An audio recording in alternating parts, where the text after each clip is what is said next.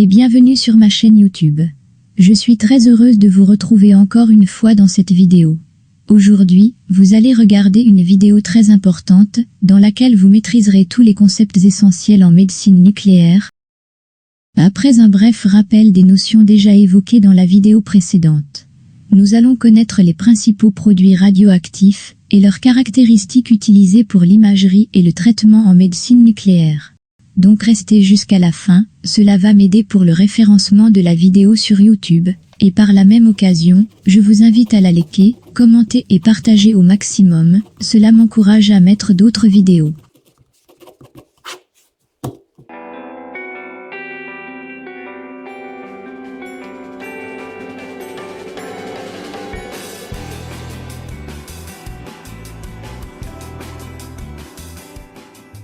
Bien que les soins prodigués en médecine nucléaire sont principalement dédiés au diagnostic, une infime partie sont utilisés à visée thérapeutique pour irradier des tissus ou des cellules pathologiques. Il s'agit de la radiothérapie interne vectorisée.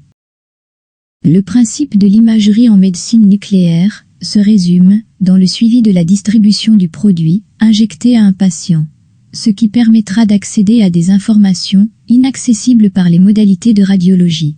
Ces informations peuvent être très utiles, à titre d'exemple, dans le domaine d'oncologie, d'hématologie, de cardiologie et de la rhumatologie. Le fonctionnement de la quasi-totalité des organes de l'être humain peut être contrôlé d'une manière non invasive, sans nécessité d'intervention chirurgicale de type biopsie.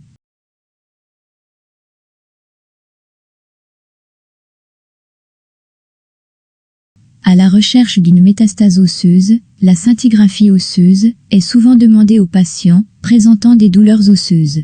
Elle permet de détecter toute augmentation du métabolisme osseux correspondant à une lésion. Car, presque tous les cancers solides forment à terme des métastases qui se développent systématiquement sur les os.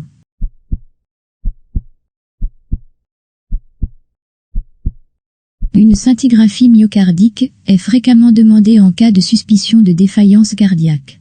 Cet examen est prescrit après tout malaise cardiaque ou douleur thoracique. Il permet de contrôler le fonctionnement du cœur et la façon dont il est irrigué.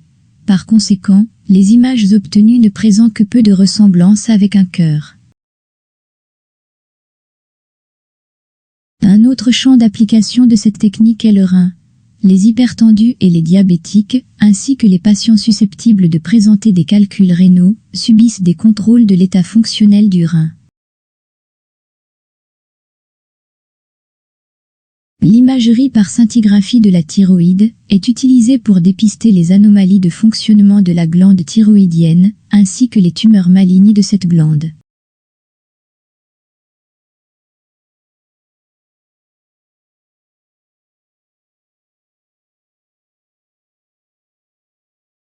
Quant au cerveau, les outils disponibles à ce jour permettent surtout de contrôler l'état des vaisseaux d'irrigation et de suivre les maladies telles que l'épilepsie et éventuellement la maladie d'Alzheimer.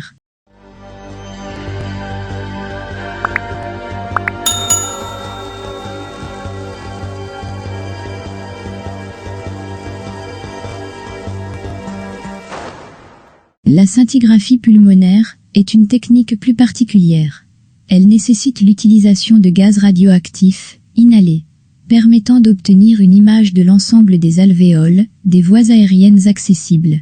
Cette technique est appelée scintigraphie pulmonaire de ventilation et complète une scintigraphie pulmonaire de perfusion, qui permet de voir au niveau du poumon la distribution d'un produit injecté par voie veineuse. En superposant ces deux images, on peut dessiner l'interface de contact entre l'oxygène de l'air et le système sanguin au niveau des poumons.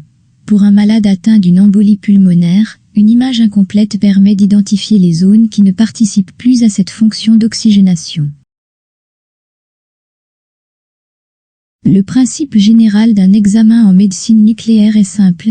Une substance est marquée par un isotope radioactif, ou radionucléide, est administrée à un patient.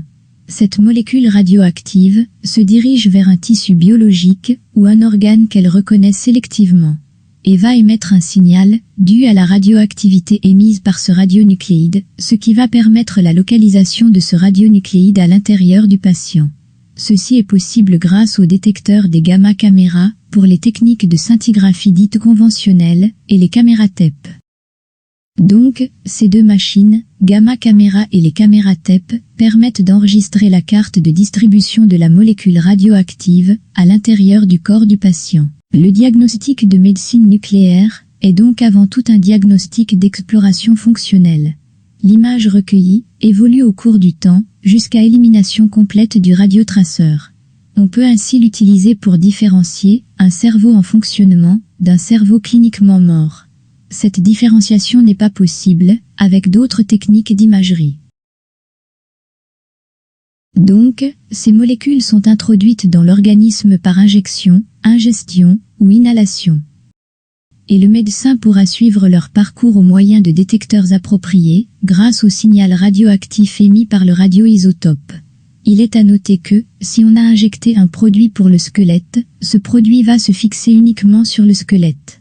Si on injecte un produit destiné pour le foie, on aura uniquement le foie qui va se dessiner, et ainsi de suite.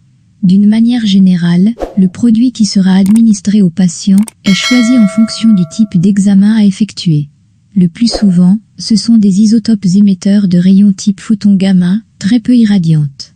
Ces rayons traversent l'organisme en interagissant peu avec les tissus, avant d'être détectés à l'extérieur du patient, à l'aide des capteurs des machines, comme la gamma caméra. Comme nous avons vu dans la précédente vidéo, contrairement à l'imagerie par rayons X pour laquelle une source externe est nécessaire pendant la durée de la génération de l'image, l'image résultante en médecine nucléaire dépend des photons qui sont à l'intérieur du patient. On dit alors que l'imagerie en médecine nucléaire est une imagerie par émission. Il est à rappeler aussi que le terme nucléaire fait référence à l'origine des photons en médecine nucléaire, qui est le noyau de l'atome. Car, en radiologie, les rayons X sont produits à partir des électrons par deux procédés différents. Pour plus de détails, je vous invite à visionner les vidéos destinées à la formation de l'image radiologique. Les liens sont indiqués dans la description. Je rappelle aussi, pour les gens qui ont une mémoire courte, que du fait que le produit se fixe sur certaines structures objets de l'étude et la faible résolution spatiale, les images obtenues sont d'une qualité morphologique médiocre. La forme et la taille de petites lésions ne peuvent pas être décrites précisément, et la méthode ne permet pas de différencier, pour le moment, deux lésions voisines, de moins d'1 centimètre. L'arrivée de la technique mixte gamma caméra TDM, dite SPECT-CT, et les caméras PET-CT, donc des machines hybrides, permet maintenant aux médecins de s'affranchir de cette limite. Car, la localisation de la source est devenue extrêmement précise, même si l'image de la source reste moins nette. Encore une fois, la scintigraphie couvre les techniques analysant les rayonnements pour les transformer en une image, similaire à un cliché de rayons X. Le rayonnement provient de la substance injectée au patient qui s'est concentrée dans certains tissus. Ces tissus deviennent donc eux-mêmes la source de ce rayonnement qui impactera les détecteurs des machines. Le radiotraceur ou produit radiopharmaceutique est constitué d'un radionucléide qui émet un rayonnement gamma ou bêta+, lié à un vecteur qui se fixe sur une structure particulière de l'organisme. Donc, la fonction du radionucléide est d'émettre un rayonnement détectable à l'extérieur du patient. Celle du vecteur est de se fixer sur une structure particulière de l'organisme, qui peut être un organe, tissu ou une lésion. Le radiotraceur est administré à des concentrations extrêmement faibles, très inférieures à la nanomole, ce qui distingue la médecine nucléaire des autres techniques d'imagerie fonctionnelle. La terminologie hypofixation, est couramment utilisée en médecine nucléaire. Les quantités administrées sont extrêmement faibles, mais suffisantes pour être détectées. La grande force de l'imagerie en médecine nucléaire réside dans cette sensibilité. Les quantités de traceurs nécessaires pour les études diagnostiques en médecine nucléaire sont tellement faibles que, bien que ceci participe au mécanisme biologique normal de la cellule, ils ne le perturbent pas. La quantité d'iode radioactif, iode 123 ou iode 131, utilisée au cours d'une scintigraphie thyroïdienne, reste plus de 1000 fois inférieure à la dose d'iode stable, iode 127, absorbée quotidiennement avec les aliments. Critères de choix du radiotraceur pour l'imagerie. Pour l'imagerie, le radiotraceur idéal doit posséder les 3 caractéristiques suivantes. Primo, il doit pouvoir être suivi dans le temps. Secondo, il doit se comporter comme la substance tracée. Tertio, il ne doit pas perturber le système dans lequel il est introduit. Propriétés physiques du radionucléide. La scintigraphie conventionnelle détecte les radiotraceurs émetteurs de photons gamma. Ils présentent généralement une énergie plus élevée que celle des X, supérieure à 100 keV. Ces photons ont ainsi une faible probabilité d'interaction avec la matière et sont peu irradiants pour le patient. En revanche, du fait de leur masse, les rayonnements particulaires, du type β-, ont une probabilité d'interaction forte et sont donc irradiants. La caméra TEP utilise, quant à elle, des radiotraceurs, émetteurs de positons, désintégration β+. Les positons sont des électrons chargés positivement. Ils ne sont pas détectables en externe, car ils s'annihilent avec un électron à proximité de leur site d'émission. Mais cette annihilation donne naissance à une paire de photons gamma d'énergie 511 keV, ce qui correspond à l'équivalent énergétique de la masse d'un électron ou d'un positon émis à l'opposé, l'un de l'autre, qui sont détectés par la caméra TEP. Les 2 techniques d'imagerie de la médecine nucléaire, à savoir la scintigraphie et la TEP, diffèrent donc par la nature des radionucléides qu'elles utilisent. Les principaux critères de choix de ces radionucléides sont néanmoins communs aux 2 techniques. Le radionucléide doit posséder une période suffisamment courte pour limiter la durée d'exposition du patient. Elle doit cependant être suffisamment longue pour permettre la préparation du radiotraceur, son administration au patient, sa répartition dans l'organisme via un processus métabolique, parfois lent, puis l'acquisition des images. L'efficacité de marquage du vecteur par le radionucléide est un critère essentiel, ce marquage étant généralement réalisé juste avant l'administration au patient. Propriétés biochimiques du vecteur. Le vecteur utilisé en médecine nucléaire peut être de nature très variée. Il peut s'agir du radionucléide lui-même, comme l'iode 123 ou l'iode 131, qui est capté directement par la thyroïde. Comme il peut être une molécule plus complexe dont on veut mesurer le métabolisme ou la distribution dans l'organisme. Il peut s'agir d'un substrat énergétique, analogue du glucose, à titre d'exemple, le FDG18. La stabilité de la liaison vecteur-radionucléide est un critère important pour le choix du vecteur. Il faut également s'assurer que la présence du radionucléide ne perturbe pas significativement le comportement biologique du vecteur. Le radiopharmaceutique le plus utilisé en scintigraphie conventionnelle. La désintégration des radionucléides s'effectue selon un schéma complexe impliquant de nombreux intermédiaires et de nombreuses émissions gamma d'énergie différentes. La scintigraphie ne détecte que les émissions les plus abondantes, dont l'énergie est adaptée à la sensibilité des détecteurs, entre 70 et 360 keV. Le radionucléide le plus utilisé pour le diagnostic en scintigraphie conventionnelle est le technetium 99 M. Sa désintégration est associée à l'émission, très majoritaire, de photons gamma, 140 keV. Énergie bien adaptée aux gamma caméras. Sa période est de 6 heures. Il peut être utilisé en solution directe ou pour marquer différents vecteurs, préconditionnés pour le radiomarquage. L'iode 131 est utilisé dans des procédures diagnostiques de la thyroïde et également dans le traitement des désordres de la thyroïde. Il peut être administré sous forme de capsule ou d'une solution liquide. Il exige l'application des précautions spéciales pendant l'administration. Principaux radiotraceurs utilisés en TEP.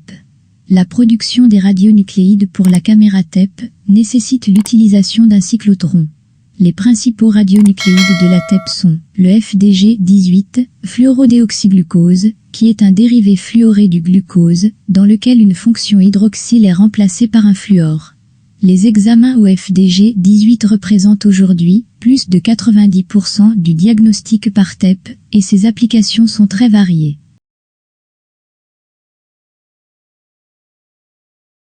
La 11C-méthionine. La méthionine est un acide aminé, dont le catabolisme est informatif de l'activité cérébrale.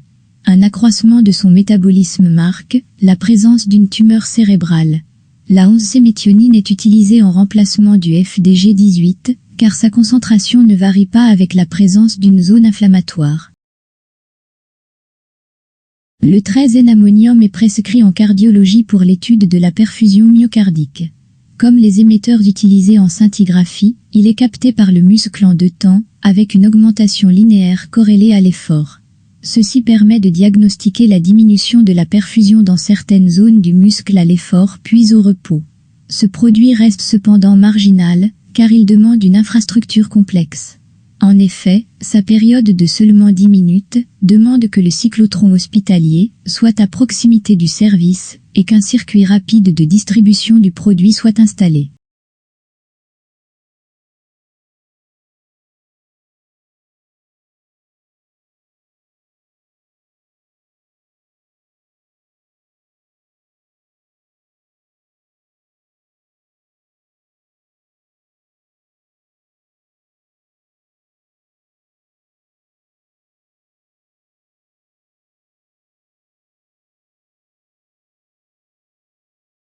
Voilà, on arrive à la fin de la vidéo. Si vous avez aimé, n'hésitez pas à mettre un pouce bleu, et aussi à la partager, cela m'encourage à mettre plus de vidéos.